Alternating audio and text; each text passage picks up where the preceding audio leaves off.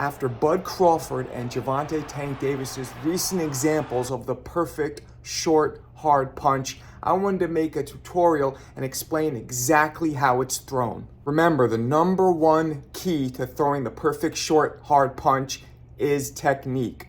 You're going from point A to point B. That means point A is your hand right by your chin at the resting guard to point B, which is your target. And you're taking the fastest, shortest possible route. No detours. Now, you do have some people who take detours. Ryan Garcia is a great example of somebody who throws a whipping punch. It whips around.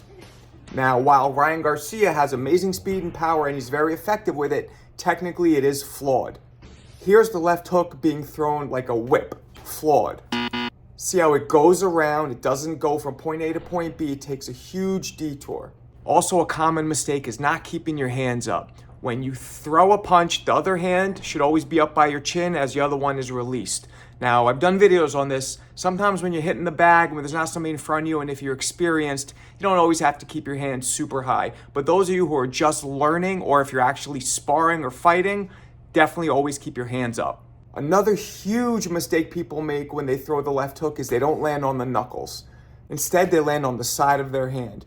Landing on your knuckles is how you get the maximum amount of power and shoulder snap. When you land on your knuckle, you're automatically snapping your shoulder and turning it over. When you land on the front part of your hand, you're bending your wrist. It's almost like you're not using your arm as a tight welded piece of steel. Instead, it's like a hinge. And that, of course, is going to take away from the power and the viscosity of the punch. Deontay Wilder shows us the example of throwing the perfect straight right hand. Now, the common mistakes that people make with the straight right hand is that they cock it back. Either they just cock their arm back, or they cock their body and their arm back and throw.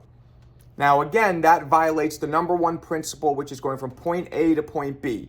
You take it from your resting state, then you shoot it forward and turn your hip into it.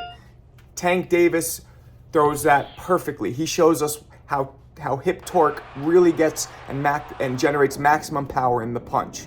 You don't cock your hand back. Instead, you take it from the resting state and you just shoot it forward. Another punch that's commonly thrown incorrectly is the uppercut. People, again, they tend to bolo punch it, almost wind it up, bring it back, and then come around and up. Now, obviously, I don't need to say it, that is violating the principle of point A to point B. You turn your hip and you bring that uppercut straight up and follow through. You follow through punching towards your shoulder because that is giving you that shoulder snap and letting you land on your knuckle. So those were some common mistakes when throwing punches and also some common pointers on how to throw the punch correctly. I want you guys to tell me, name me some of your favorite fighters that are very effective but still throw those punches incorrectly.